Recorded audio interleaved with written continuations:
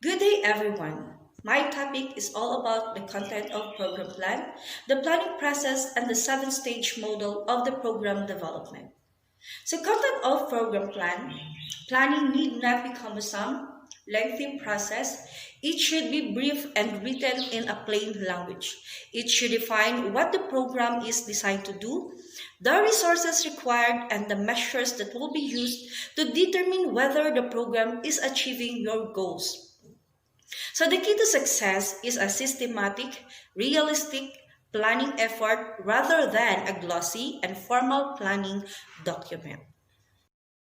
Program plan is an outline of events and activities that your members follow to reach the goals of the organization. A successful program plan provides detail and shows how each activity supports your organization mission. Here is the example of a program plan.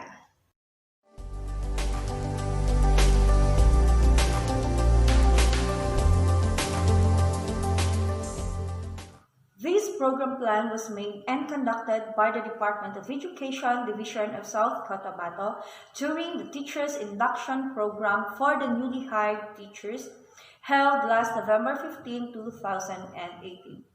As you can see, the program plan should have the date, the time, the speaker, and the assigned topics or activities for the said program. The participants were divided into two classes, the Class A and the Class B, and each class has its own speaker, and each speaker has an assigned topic to them.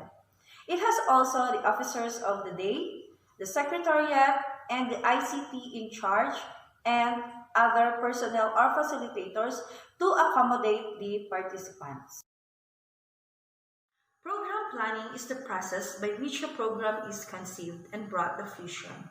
It involves multiple steps including the identification of a problem, selection of desired outcomes, assessment of available resources, implementation and evaluation of the program.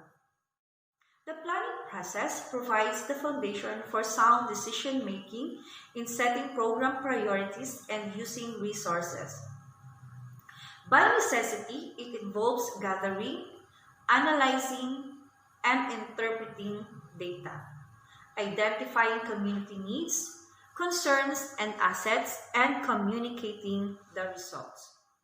So for me, the planning process is just like a cycle because it has several stages that can be used in program planning or as it is applied to public or government planning processes.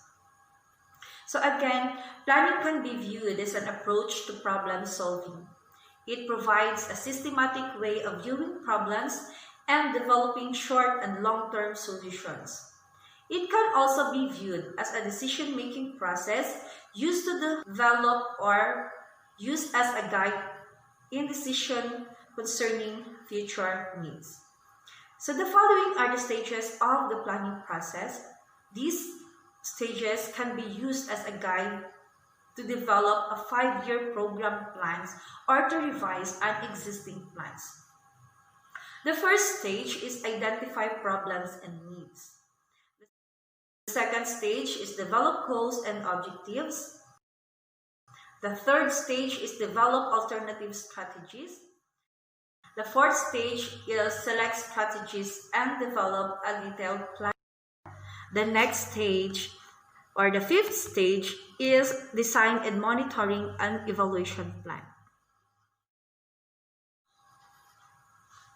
So the advantages of using this sequence or stages in decision-making includes: first, clarification. Clarification serves as a communication tool to inform the community, village or town about the future activities or projects or programs. The second one is control. Minimizes uncertainties since the planner must carefully weigh alternative courses of action.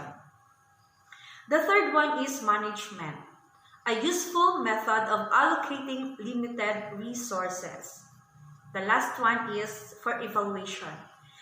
Evaluation encourages periodical assessments of progress in meeting intended programs or objectives.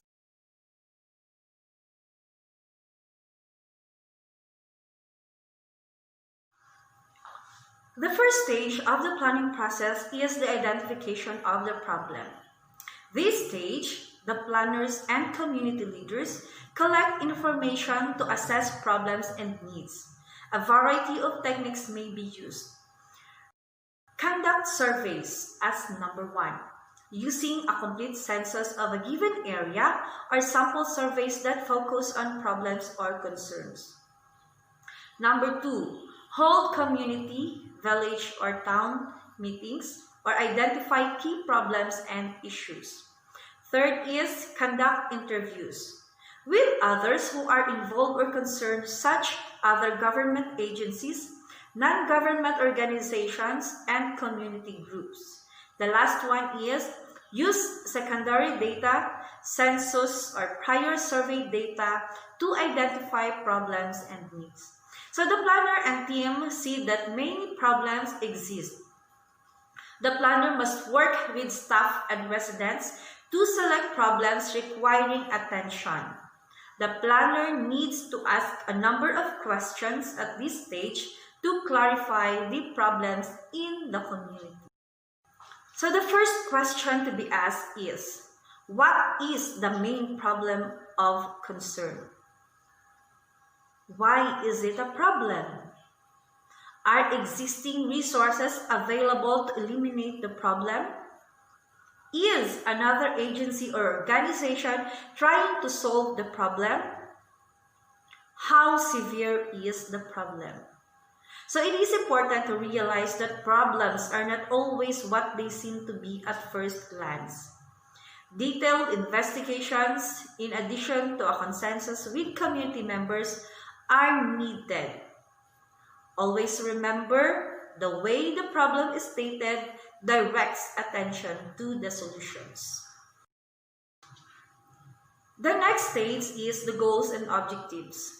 So once the problems have been identified and agreed upon, the planner develops goals and objectives to alleviate the problem or needs. Goals are usually accompanied by detailed and specific objectives. So goals are broad statements of desired accomplishments. Goals are usually accompanied by detailed and specific objectives.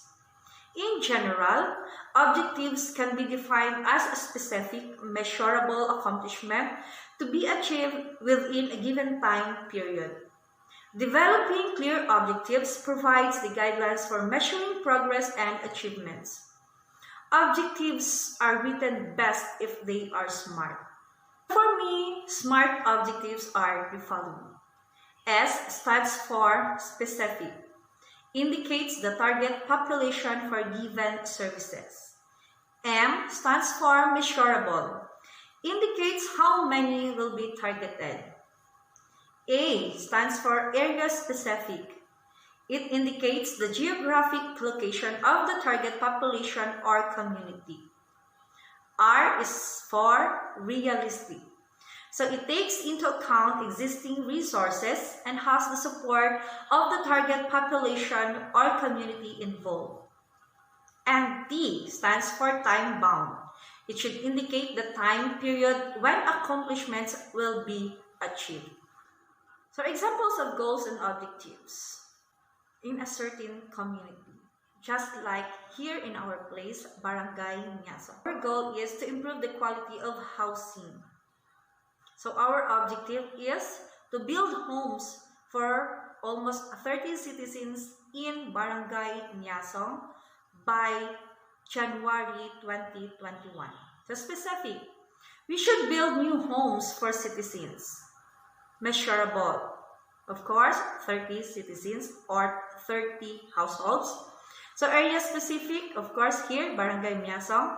So realistic household surveys have been conducted. Citizen meetings have taken place. Resident interest has been determined. Funding has been obtained from the government and a non-profit organization such as a Habitat for Humanity. time boundary achieved in a set number of years. Let us say from January 2021 up to January 2022. So it is in a year. So the next stage is the development of alternative solutions. So there are several ways to achieve goals and objectives.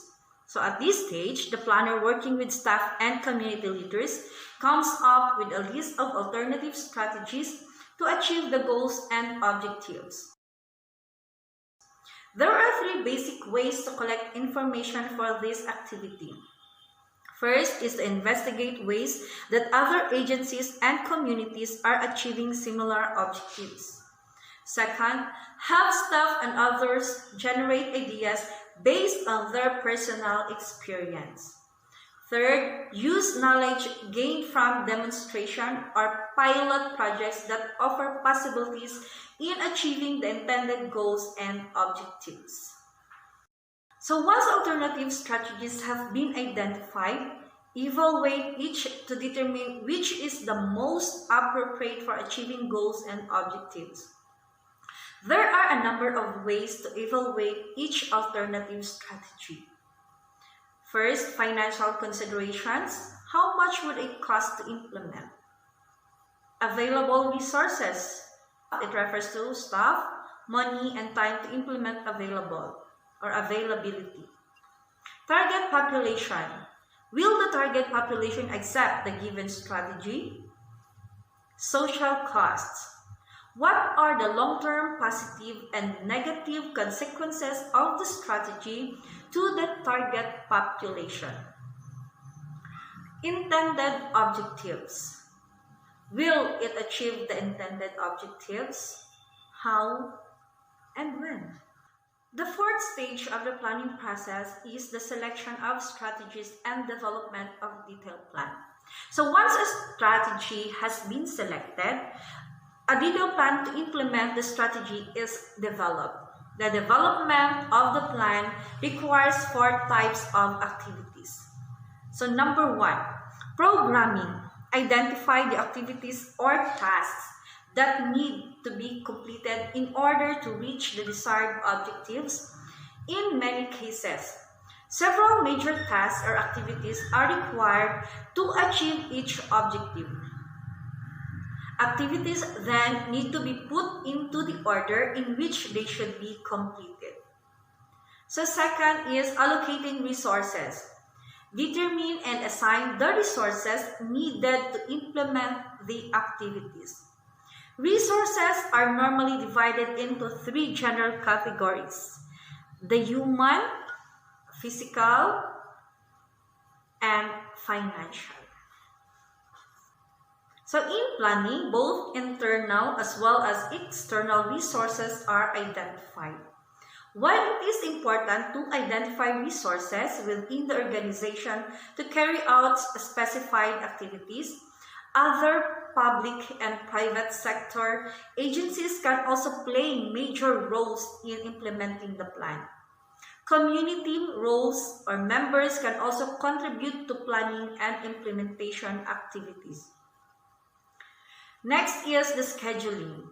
Establish the required time needed to complete each activity. This will involve an assessment of how long each task takes to be completed. So the last one is fixing accountability.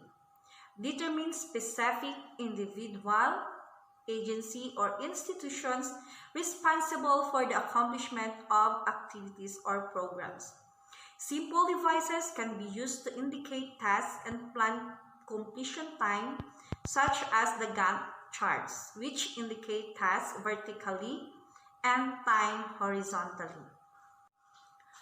So the last stage of the planning process is the monitoring and evaluation.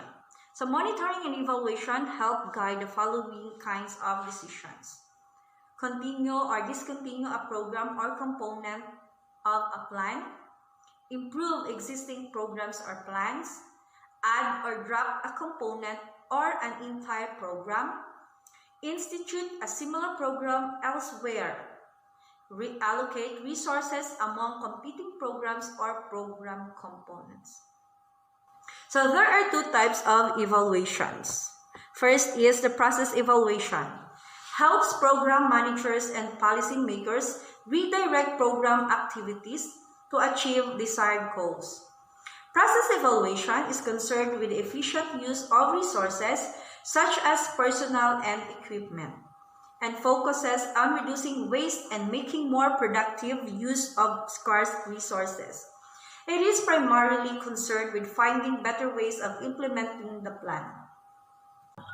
The second type of evaluation is the impact evaluation. It measures whether or not the plan is having an impact on the target population or environment. It is concerned with program effectiveness.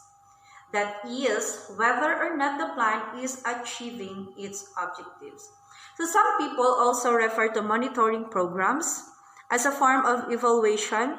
Monitoring simply tracks the progress of program implementation and operation.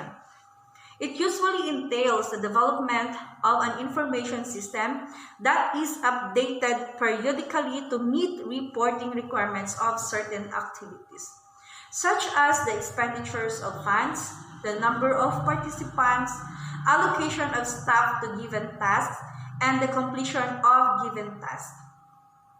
Evaluation, however, is more concerned with addressing specific decisions concerning program success. So program evaluations are successful if the following three conditions are met. So program objectives are well defined in terms of specific measures of program performance. Intended uses of evaluations are well defined, and the third one is the monitoring and evaluation plans are developed.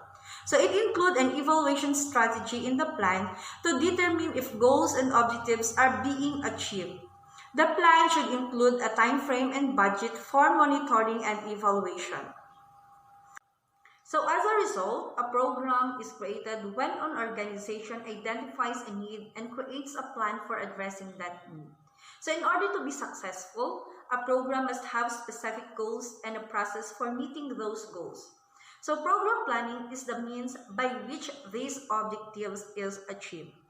Various models such as the logic model or evidence-based model may be used to create a program plan.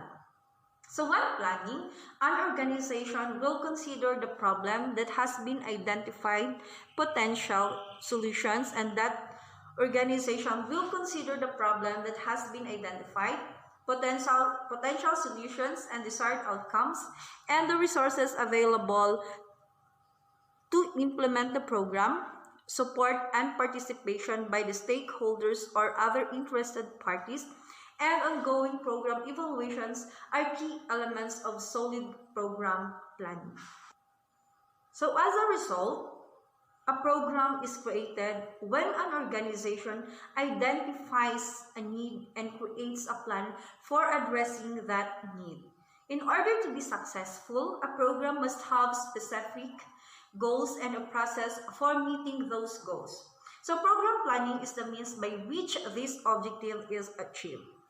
Various models such as the logic model or evidence-based model may be used to create a program plan.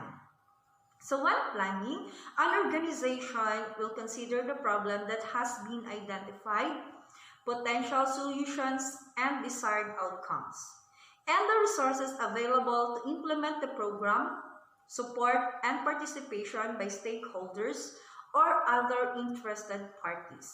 And ongoing program evaluations are key elements of solid program planning. Program development, the 7-step model. To create better programs and outcomes, we need to consider programs in a more developmental vein and examine the different stages in a programmatic career. How did a program begin? What perceived need or problem to lead to its creation? What key results were expected? What ideas and assumptions guided the program design? What roles did key stakeholders play? How were resources mapped out and generated? Were they adequate? Was the program adequately implemented and monitored? How has it changed since its creation? What type of evaluation, if any, is needed to properly assess the realization of its objectives? A seven-stage model of program planning, development, and evaluation incorporates the principles of effective intervention, assessment, evaluability assessment, process evaluation, and evaluation. These stages are easily adapted for either the analysis of an existing programs or the development of a new program. The seven stages are briefly described along with common deficits found at each stage. In each stage, we should ask to what degree adequate planning was undertaken at each stage, and what corrections or adjustments, if any, should precede further program assessment or evaluation. Two goals of this approach are to create learning organization and to encourage mutual adaptation between programs and their environments over time. In learning organizations, the agency, in cooperation with researchers, actively seeks information about the strengths, weaknesses, and overall effectiveness of its programs. The agency should become an active participant in the program planning, development, and evaluation process and inculcate these skills into its strategic planning and management. So, it is not only programs that undergo change during the implementation process. The organization within which program is housed also undergoes change. Commitment to the program is often dependent on the leadership provided by a few key individuals. Common disruptions include the transfer of personnel to a new program and the hiring of outsiders. Accordingly, the seven-step models of program development includes conduct needs assessment or analyzing the problem.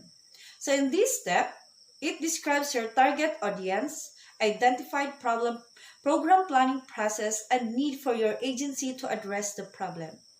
So who is the responsible person in this stage? So the responsible person for this stage is the program planner. So what need or problem is the expected to address in this stage? This step involves collecting information about dimensions of the perceived problem, the history of the problem, the stakeholders affected by the problem, and the potential causes of the problem. So the next step is to develop mission, goals, and objectives.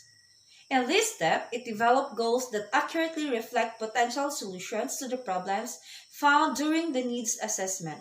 So establish realistic goals that describe how the program will affect the target population. So who is again the responsible person in this stage?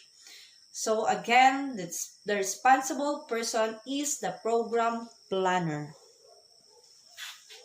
Goals are broad aims of the program. So example of this is to reduce drug abuse. Objectives specify explicit and measurable outcomes. So example is fewer positive drug tests within a specific period of time. So we should also be able to measure within individual changes expected to mediate between treatment exposure and outcomes. So the next step, or the step 3, is to identify funding sources. So in this stage, this requires specifying in as much detail as possible who does what to whom and how much it costs. It is the guts of the program or policy, including its staff, its services, and its clients. So the fourth step is assign leadership tasks or developing an action plan. So identifying perspectives and people who will lead each step belongs in step 4. So the key responsible persons in these steps is the department director and the executive director. In these steps, it specifies the sequence of tasks needed in order to successfully launch or implement the program or policy. These include technical and interpersonal tasks. So example of this is the identifying and acquiring the necessary resources for the program, setting dates, and assigning responsibility for the completion of specific tasks. Step 5 is the design program or developing a plan for monitoring program. So, establish the details of your final program, identify collaborators, describe your staffing needs, determine how you will evaluate it and how much it will cost, create a budget that includes salaries and benefits, shared costs, program costs, and indirect costs. So the key responsible persons are the program planner, program planning team, and staff. This stage refers to the collection of information to determine to what degree the program design is being carried out as planned. Are program activities being carried out as planned? Are staff members carrying out assigned responsibilities? Step 6. Implement program for evaluating outcomes. Conduct media campaign, recruit volunteers, develop collaborations, and implement activities. So the program director and staff are the key responsible persons in this step. The goal of this stage is to develop a research design for measuring program outcome. All planning, including the formulation of an evaluation plan, should precede the actual start of the program. The last stage is the evaluate program or the evaluation of the program. In this task, it identifies how you will verify documents and qualify program activities and their effects. So the key responsible persons are the program director or program evaluation consultant. It involves putting into motion the program or policy design and action plan, monitoring program or policy implementation, and if appropriate, evaluating outcomes. Once evaluation data are analyzed, feedback is provided to all stakeholders, and the program design should be thoroughly reassessed to determine where revisions are necessary. Decisions may have to be made about whether a program should be continued. In addition, it is likely that both the program and its organizational environment will change during the implementation process. Unexpected and unmeasured change can make program characteristics measured at an earlier point in time, poor predictors of program success later on.